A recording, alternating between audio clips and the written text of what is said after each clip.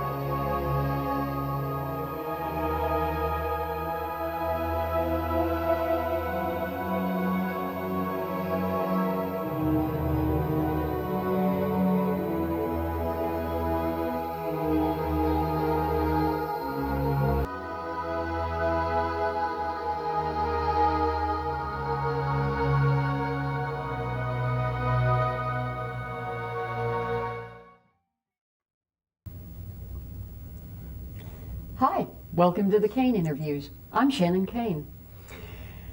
Today we're going to be talking with Gavin and Yvonne Frost, and they're the founders of the Church and School of Wicca, both of which have been in operation since the 1960s. Dr. Gavin Frost earned a doctorate in physics and mathematics from London University and has worked in the aerospace industry. Dr. Yvonne Frost is a graduate of Fullerton Junior College and is a member of Mensa. Together, they've taught thousands of students in the School and Church of Wicca. They're quite active within the pagan community, traveling extensively to promote the Wiccan religion. And they've authored nearly 30 books on Wiccan spirituality. They successfully fought to win federal recognition of Wicca as a legitimate religion. The Frosts have appeared on The Phil Donahue Show, The Tomorrow Show with Tom Snyder, and now here today on the Caine interviews. Dr. Frost, welcome to the show. Hi. Merry meet, Shannon. Merry meet. All right, now you've operated the Church and School of Wicca since the 1960s. What is the Church of Wicca, and what sets it apart from other Wiccan organizations? The Church of Wicca is actually the only federally recognized Wiccan church. Lots of other Wiccan churches have got an IRS exemption or something like this. But we have been in federal appeals court, and the judge ruled that we were a genuine, upstanding religion, deserving of every privilege that any other religion got. Okay. And if you ask what Wicca is, it's a spiritual path. A spiritual path in that dimension of life. It's a church in the IRS and in this dimension of life, and it's a spiritual path in this dimension. Okay. And one that heals lives.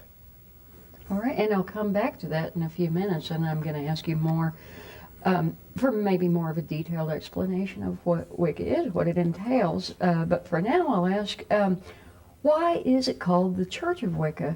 Wouldn't the term church imply to some people that it's a Christian organization? Oh Lord, no. There's all sorts of different churches out there. Mm-hmm. And it's the only term the IRS recognizes and the only term the federal authorities recognize. To differentiate it from a philosophy or a foundation or any of those other formations, you know. Okay. All right. When I can tell you how we got to that. Okay. When I was in aerospace, I had some very high-priced attorneys working for me. And I said, I want to form something which is roughly equivalent to the Roman Catholic Church. And they said, don't be ridiculous, go away, you know, you can't do that. And I said, well, your Christmas bonus will depend on me doing that. Oh, you coming up with a way. So 2 days later, it was done.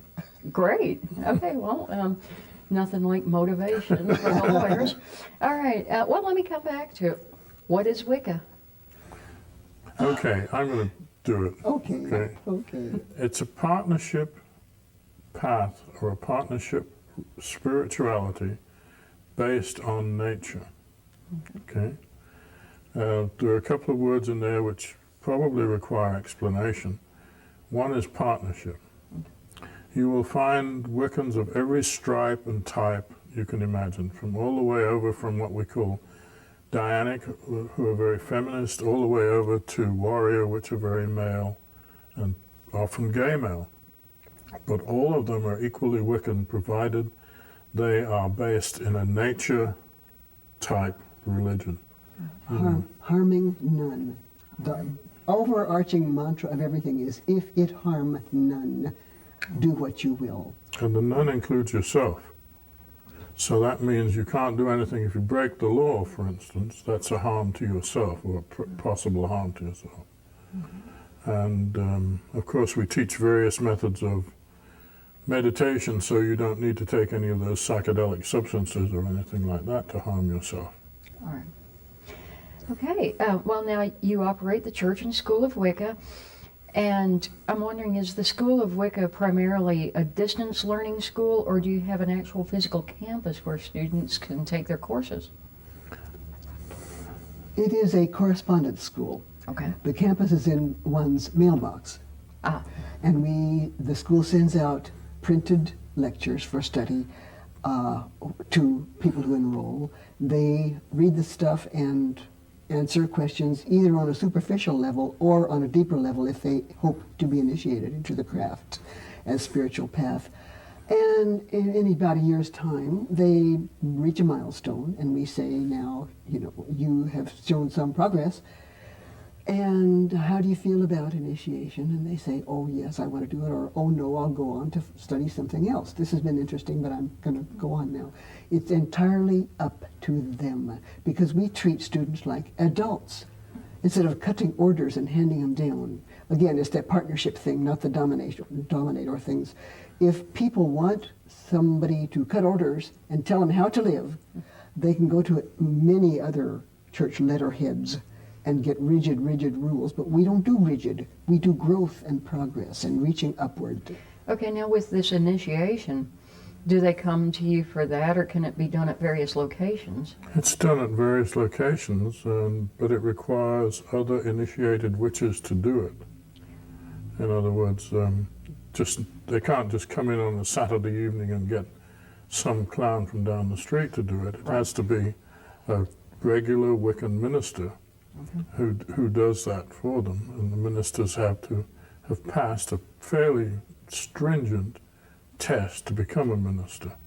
Okay. You can't just say, I'm a minister, although many people do, but they do that in all sorts of religions, and we have no real way of saying, no, they're not, and that's one of the problems with Wicca. Yeah, it's hard to police. We're an untidy lot. But I really do deplore actively the idea of drive-through initiations.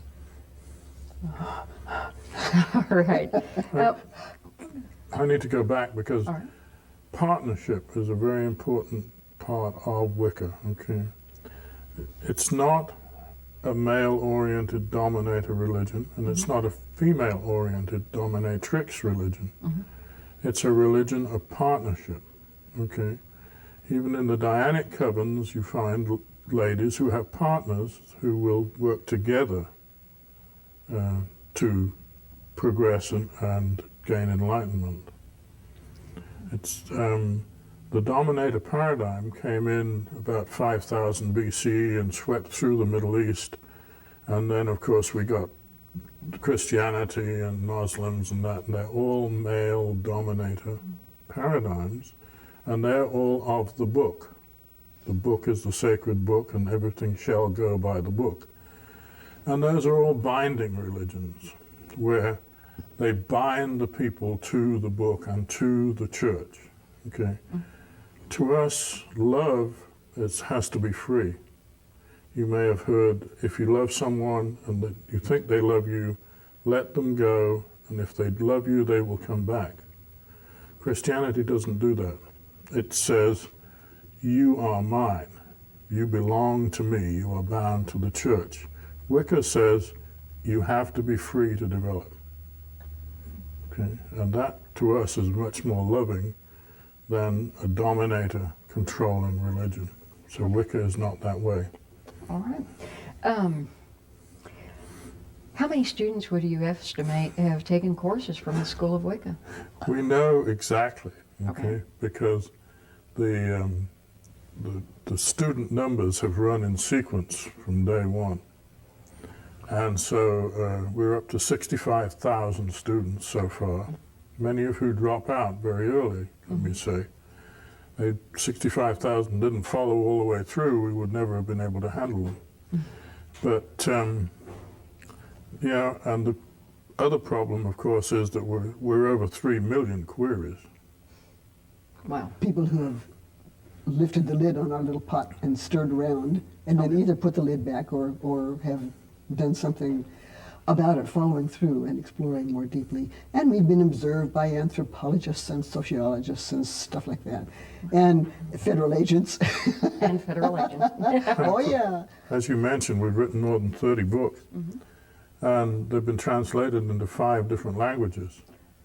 And a couple of them have gone into the 100,000s in publications, So this is not a small thing. Oh, no. No, lives get touched. Lives get touched and people get changed. I asked once why we have so much trouble with students enrolling and then moving, and we're not always able to find them.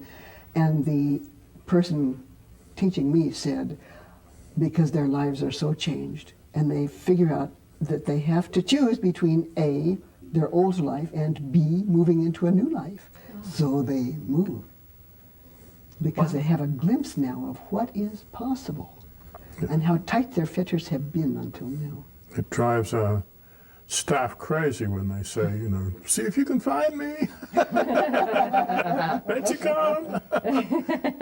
I'm in your files. I was a student. Oh, wow. Okay. Well, now, why do you think there's been such incredible growth in Wicca in the past half century? Look around you. You can stand on any street corner or pick up any newspaper and see that something is not working. Something is not working. People are desperate for an alternative path. They often don't know what to call it, but they're looking for some other approach that will let them be human beings instead of beaten down. And this is about growth and reaching upward. Whether we admit it or not, we're living in a fundamentalist Christian theocracy. And around 40% of the people out there are pretty upset about that. And so they're searching, especially students. You find the students, when they come to college, suddenly see people with other paradigms that seem to be working just as well as the one they were taught. And they seem a lot nicer paradigms than the one they were taught. And so we get a lot of people, a lot of students enrolling. We get a lot of people in their 50s enrolling. And the reason for that is that they are seeing the future. How they've been in this thing, peer pressure has kept them in their local church. And now they're looking at retirement and they're thinking about the future, and perhaps they're even thinking about death. And they're saying, was I right? Did I get accurate information? And then, of course, nowadays we get a lot of people from Iraq, the armed services, especially the Navy, because they have the same questions. They're questioning what they're doing, and death is right there. So that's it. The armed services have a chaplain's manual, which includes us. So the chaplains in the armed services can counsel people in that case, but they still come to us for more. The deeper stuff, stuff. And we've just won an enormous victory in the matter of the Arlington Cemetery and its headstones. Wiccans who die for their country in the military are now able to have the Wiccan symbol, the pentacle, on their gravestones. Excellent. And that's a huge milestone for our movement. And of course they can get it on the dog tags, Yes. That's brand new. This is a Wiccan person, and deal with them respectfully. in terms of their belief system. I understand that people can go and get their dog tags changed now. Okay, yeah. And why do you think it took so long? Change is dangerous. Change is dangerous. And if my cookbook set of beliefs that I've had stamped on my head and squeezed into me for so long is wobbled, I get very insecure because the system that I grew up in has no allowance for change and growth Okay. as a member of a conventional religion. All right. Now, how did each of you come to be Wiccans? Were you raised in it, or did you arrive at it in other ways? I was kind of raised in a family that was not aligned very well with the Christian church. I wouldn't say they were Wiccans, I wouldn't say they were pagans. But I think I've told many, many people that my grandfather would beat a child who walked down a street with a Christian church in it because he believed that the emanations from the church were evil. And he was an old Welshman and drank like a fish and had a good time, and hard-working, of course, all of them are, and generous to a fault, would give everything away. And so he kind of imbued in the whole family that alternate view of the world, if you like. The world was out there, that we could have a lot of fun in the world and we could enjoy ourselves in the world, and we didn't have to bow down to those people on the corner, you know. All right. And you? I'm a recovering Baptist. Okay. All right. In my mid-20s, one of the Sunday school teachers said something that just really made all my hackles stand up, and I went on a spiritual quest looking for something else. Something else. And I did Buddhism, I did spiritualism with the dark sittings and stuff, and I did this and that, and lifted the lid off many pots and stirred around. And then I learned about the craft when Gavin and I met in those hallowed halls where we both worked in the electronics industry. And the rest is history. He talked about the craft as the under the veneer in Wales and in Western England in the Midlands. And I said, do you think I could ever qualify for the proud title witch? And we pooled our outlooks and got busy. Sawed off the limb we were sitting on and started a new chapter. But it wasn't until I actually went to university, which was in England, and we had a whole bunch of returning vets and stuff like that in college at the same time. After Hitler's war. And the big wars in the Middle East. Far East, I'm sorry. Most of these people came back from the Far East, and they came back with, some of them were Taoists, and some were Buddhists, and some were Hindus. And again, here I am coming into the university and finding these people all with different paradigms. And then witchcraft was just bubbling to the surface in England, although it's really weird because I never even heard of Gerald Gardner before I left England and came over to Canada.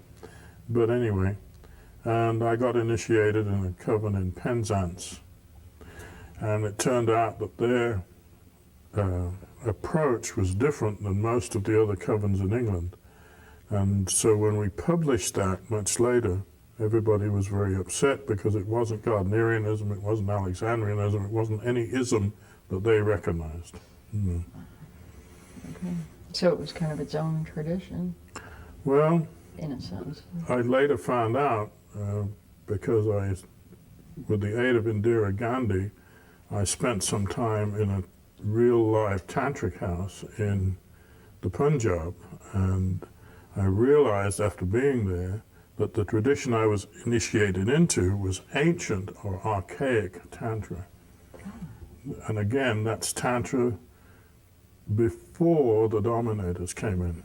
Tantra changed dramatically, and the tantra that is taught in the United States is very male and chauvinistic. People think about books like the Kama Sutra as being a great sex manual, but it's awfully chauvinistic, it's awfully male, and it's after the dominator paradigm came in. and the one I was taught was before that. Wow. Okay. So it probably dates from 3 to 4,000 BCE. All right. Well, now let's come to some controversy that's been surrounding it from Tantra to this. And now you've been severely criticized by another writer named A.J. Drew regarding content from one of your books that was originally published in the 1970s, and that would be The The Good Witch's Bible. Not the, just good. Good. Good. Good. Okay. Good. And we may or may not be able to. Well, get he a can put it shot in of afterwards, that. right? Yes, we can get a shot of it afterwards. And here we have it. And I don't know if you can see that. But this is the book that's causing all the fuss. And now this was published originally in the 1970s, correct? And it's Right. still in print today. Oh, yeah. Yep. Okay. In Now. fact, we're going to have to reprint it because of the controversy. Okay. Yeah. So many copies. So, Okay, well, nothing sells copies like controversy. So please tell us about the controversy and what exactly is it in your writings that's being found offensive, and what are your personal reactions to that? Let me give my No, personal no, reaction. no. Yes, I want to. Those who don't like it don't have to do it. All right. Let's see a better way. Let them Okay. produce a better way. Okay, let's have a We read. made some suggestions in the book, and Drew has taken pieces of those suggestions out of context. Okay? Carefully selected. Carefully sentences. selected pieces, and has stirred up a controversy which happened 50 years ago, 40 years ago. 35 to 40. Okay, where they put us on trial in Minneapolis, and and again that was to try and sell books. Lady Sheba's Book of Shadows was the one that Llewellyn was pushing at that time. I didn't endear myself to Llewellyn Publications at that time by telling them Lady Sheba was one of our failed student named Jessie Wicker Bell. So you'll never find Frost's name in any Llewellyn book. And we returned the favor by saying, whatever you do, don't ever buy a book with a moon on the cover. Purple banana on the cover. Yeah. Okay, so anyway, we recommended in the Witch's Bible originally, and now Good Witch's Bible. The first thing they objected to, of course, was us calling it the Witch's Bible, as it was the only one. So we said, well, okay, we'll revise it. We call it Good Witch's Bible, meaning all the rest are bad. They didn't catch that. That always amused us. Nobody objected to that. Okay, all the way back. We recommended that young ladies go to a doctor so that they could have their hymen cut, as opposed to having to go through a very negative experience in their first sexual encounter. Okay, that's mutilation. That's pedophilia or something. Oh, gasp, yeah. Going to a doctor, right? At 18. At 18, Or- well, whatever. Okay. And then we also said, and it's quite specific, we say the hymen should be broken surgically by a physician, okay, rather than being a cause of pain during a first sexual experience. Okay, now we regard sex as a sacrament.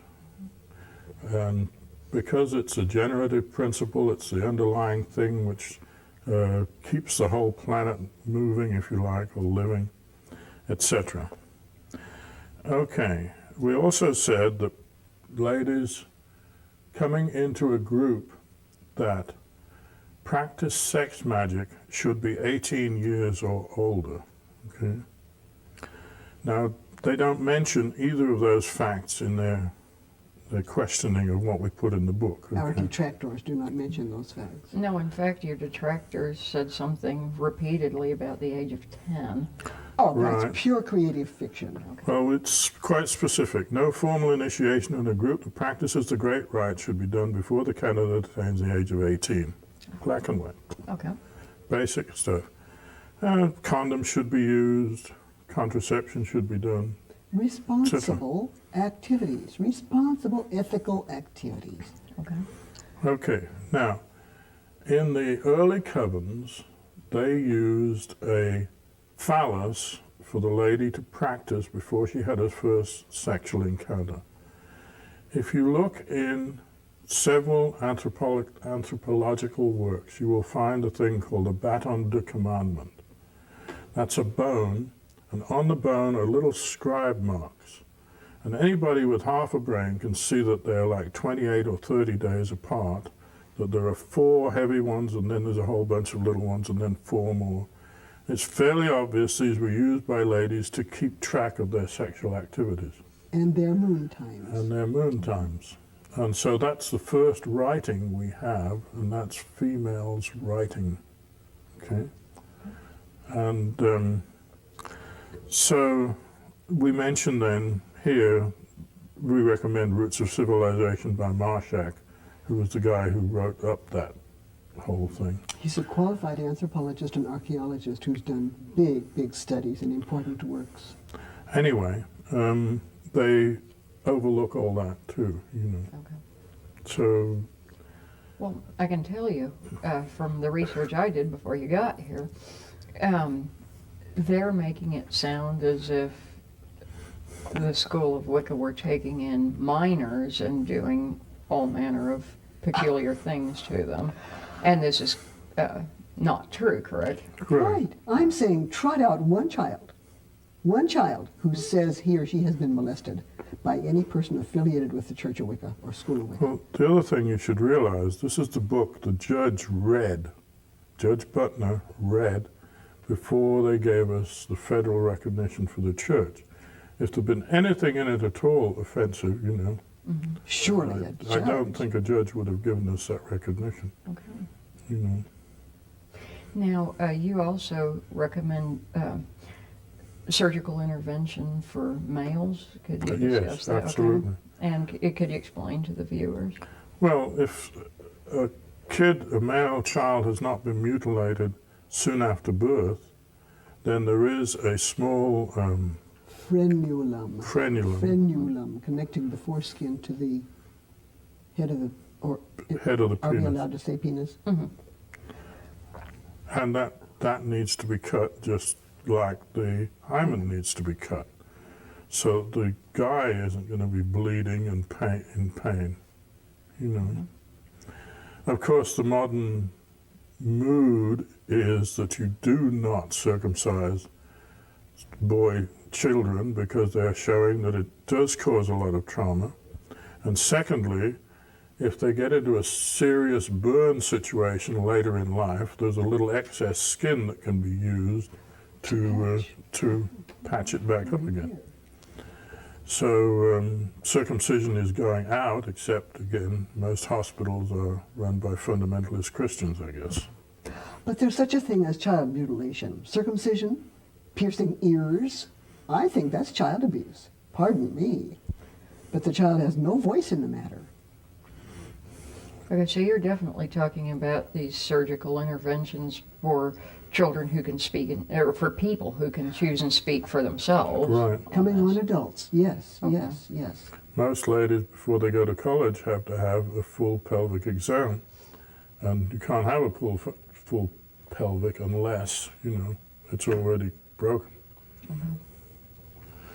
Okay, so he's dragging old stuff up to sell his own books, which I have not read, so I can't really comment on, but people who've read them say they're not very good. So I have a little precept I made up, and it is as follows. Any mongrel cur may snap at his heels, but the sage alters not his pace. All right. How's that? Good. That's good. For a cross-stitch thing on the wall. You like it? Okay. And so, but he has been, pardon the pun, doggedly following you guys. Well, And so, do you think this is, how serious is it? well, it's serious because he's breaking up the community and he's attacking the only federally recognized group. There are lots of other groups that are recognized, but not the same way we are.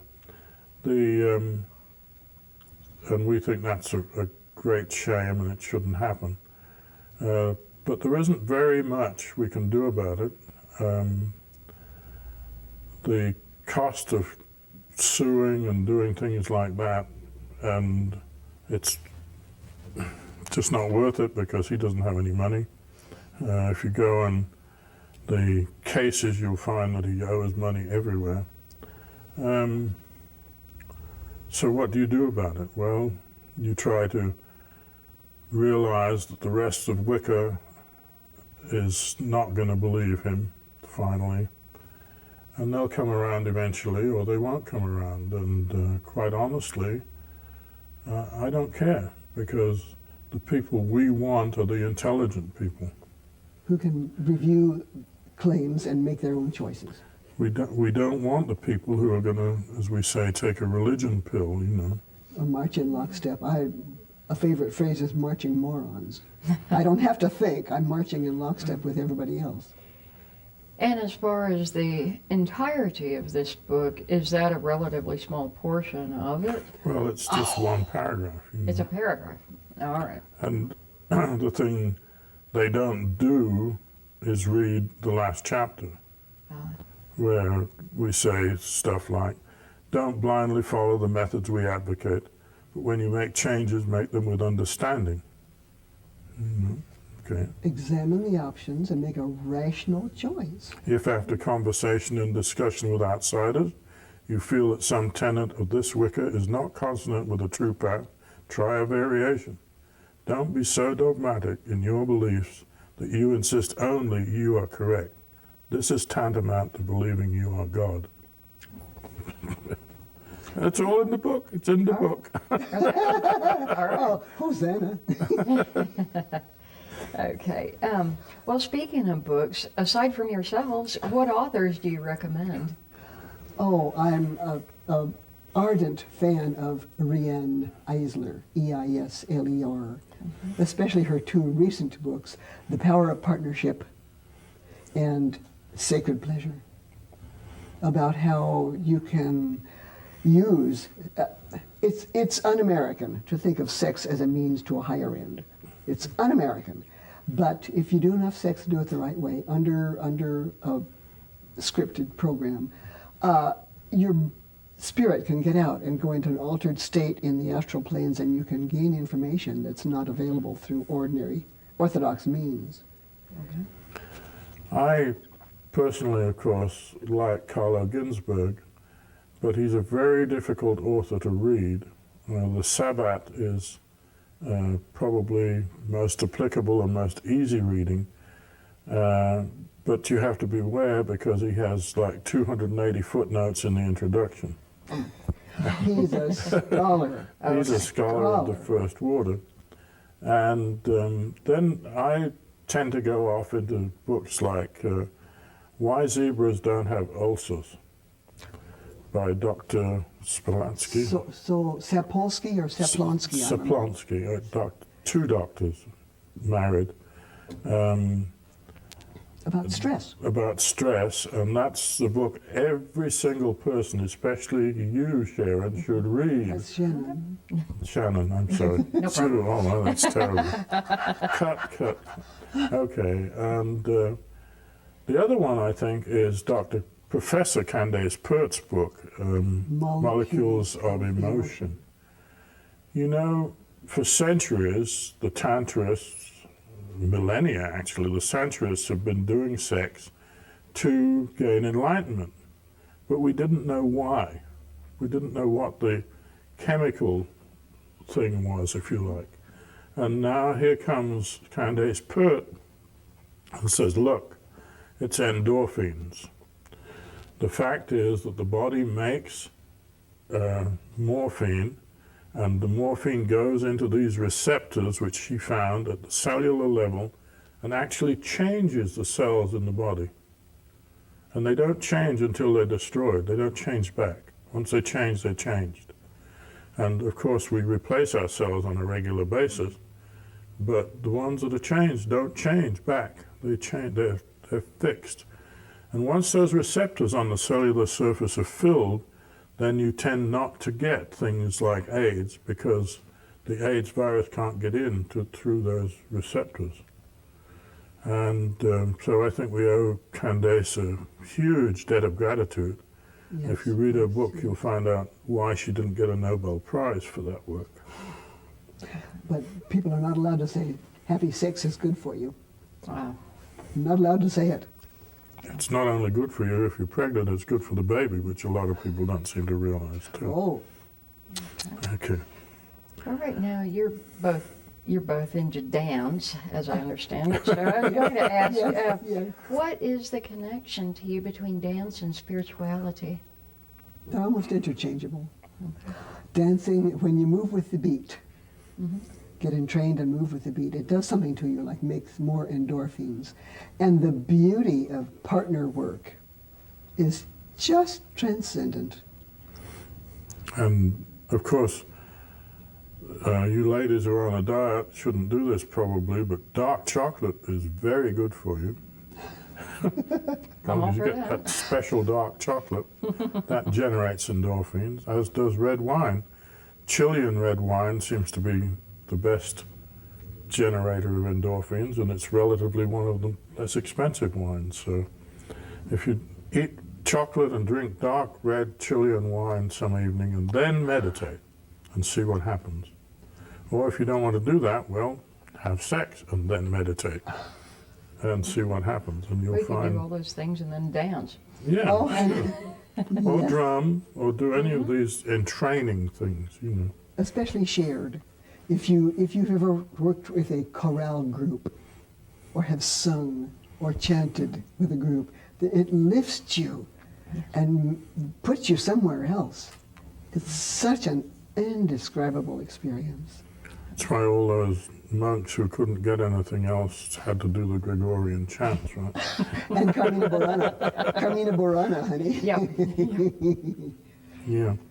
Okay, well, And all this is explained, by the way, in our latest book, The Bible of Sex, Magic, and Enlightenment. okay. Keep smiling. All right. And it's the Bible of Sex, Magic, and Enlightenment. And when did this come out? Just last week. Last week. Okay, so this is hot. It's still off the press. Okay. Don't smudge the damn ink. Yeah.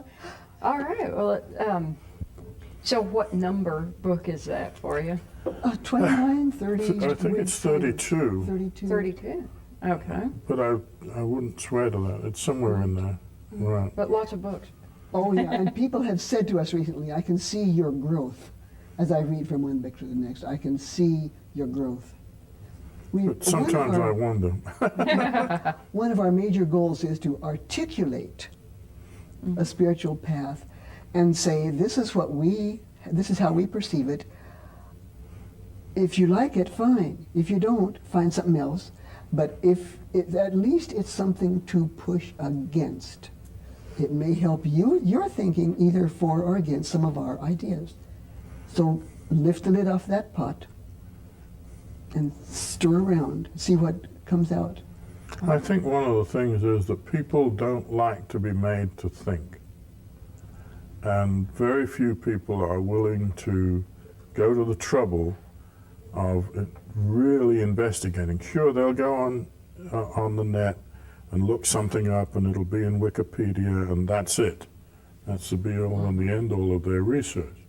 They don't follow the other links, you know, they don't follow through and get a full investigation of what they're doing. So we have a tendency to come in and be very diversive in some ways, Divisive? divisive. This one gets up after a lecture or during a lecture and says, is there anyone we haven't offended yet? Raise your hand, state your affiliation, we'll get to you as quick as we can. Okay. That's a deliberate approach to making them think. You know. Yeah. All right. Well, kind of a big question here. How is the Wiccan scene different today than when you first started out in it? We had some trouble finding sources beyond folk tales and hints of this and hints of that we had to dig and dig for, which today there's linear feet of bookshelf on self-help and assorted, I don't want to say spiritual paths, but play witches and stuff. Very shallow stuff.